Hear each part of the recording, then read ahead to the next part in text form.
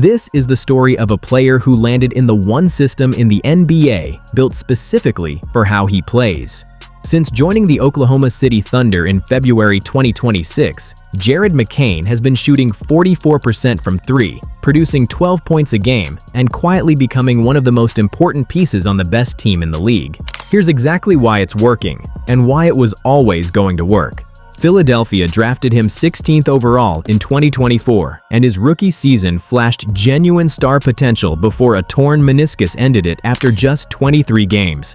He came back for 2025-26, suffered a torn thumb ligament before the season even started, and by the time he returned to the floor in November, the Sixers had already moved on. Behind Tyrese Maxey, a newly drafted rookie in VJ Edgecombe, and Quentin Grimes, McCAIN was averaging 6.6 points in under 17 minutes a game.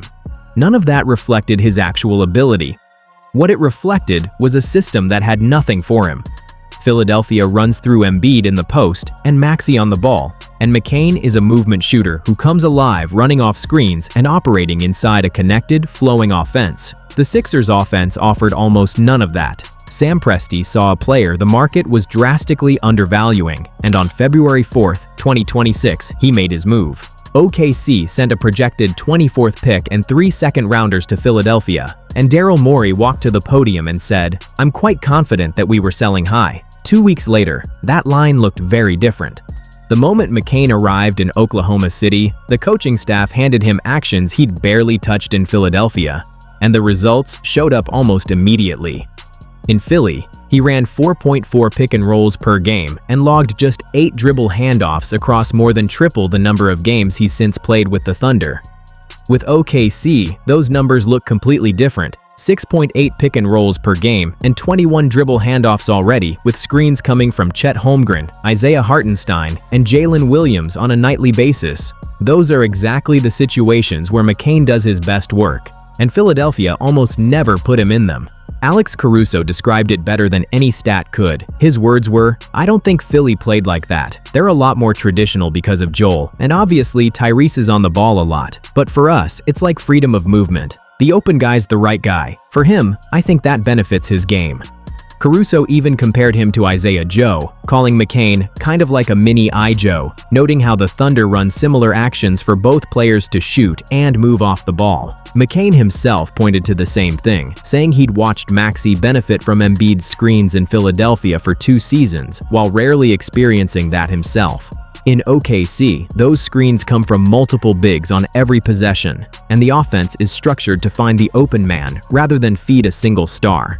Coach Mark Daigneault admitted the trade revealed parts of McCAIN's game he hadn't fully scouted. "I didn't know his game that well," Daigneault said. "Especially that part of his game. Those mid-range plays show off his strength.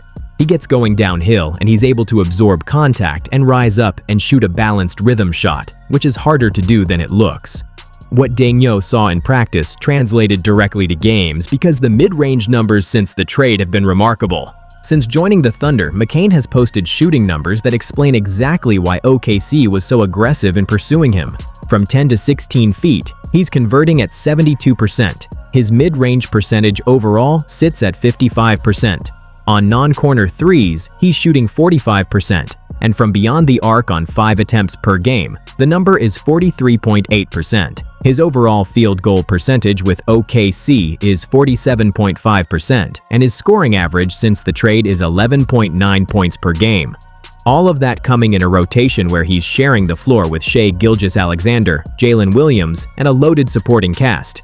The pairing with Isaiah Joe has produced something defenses haven't found an answer for. Together, McCAIN and Joe carry a net rating of plus 22.7 because any defense that cheats toward one of them leaves the other with an open look, and both of them shoot well enough to make you pay every single time. What makes the numbers more meaningful is the context behind them. 3 of OKC's key rotation players, Gilgeous-Alexander, Jalen Williams, and AJ Mitchell, missed time after the trade due to injuries, and McCAIN absorbed a larger share of the offensive responsibility every time one of them sat out. The shooting percentages held up through all of it. Numbers tell you what's happening. Specific moments tell you who the player actually is when the game is on the line. Against the Minnesota Timberwolves, OKC entered the 4th quarter with a 4-point lead and a nervous feeling on the bench. Daigneault went to McCAIN.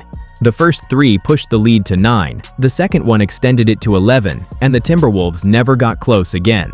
Against the Denver Nuggets on March 9th, Denver's scheme was designed to take the ball out of Gilgeous-Alexander's hands, and McCAIN answered in the third and fourth quarters with the kind of mid-range buckets that keep an offense functioning when the primary option gets taken away.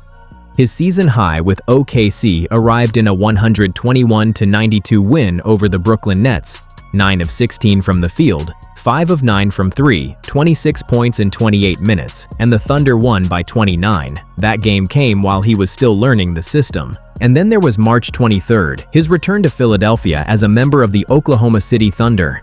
The same building where he was drafted, where the knee gave out, where the minutes dried up. He scored 13 points, went 2 for 3 in handoff situations, and said afterward, "It's definitely different. Never done it before." Even just arriving here, it was very weird just going to the hotel and being on the opposing side, but happy to be back. Happy to be back and playing like it. The reason McCAIN's fit in OKC isn't just a hot streak comes down to something structural. The Thunder run a system where the ball finds the open player, and McCAIN's skill set is built entirely around being that player. OKC's offense generates open threes through movement, screen actions, and dribble handoffs, not through isolation or post-feeding. Every time a big sets a screen for McCAIN and a defender has to make a choice, OKC wins regardless of what the defense does. Help off the ball leaves a shooter open.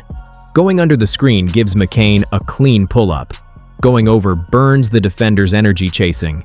The Thunder have built an offense full of these decisions, and McCAIN adds one more player who punishes every wrong answer. Jalen Williams summed up the locker room reception simply, "I didn't watch a lot of Philadelphia basketball, but I will say I did see things saying that he could shoot and he didn't play defense. But from what I've seen, he plays defense. He tries hard out there." The defensive reputation that followed him out of Philly hasn't matched what his Thunder teammates have watched every day in practice and in games. OKC stood at 40 wins and 11 losses the day they acquired him, the best record in the NBA. The system was already built. McCAIN slid into it, and the percentages went up immediately. Sam Presti didn't give up a lottery pick for a name or a narrative. He surrendered a projected 24th selection and some future seconds for a 22-year-old movement shooter whose skills were being completely wasted in the wrong offense, and the results showed up within 2 weeks of the trade. McCAIN is averaging nearly 12 points a game on 47% shooting and 44% from 3, running more pick and rolls and dribble handoffs than he ever ran in Philadelphia, posting a 72% shooting rate in the mid-range and contributing to a net rating of plus 22.7 alongside Isaiah Joe. Daryl Morey said he was selling high.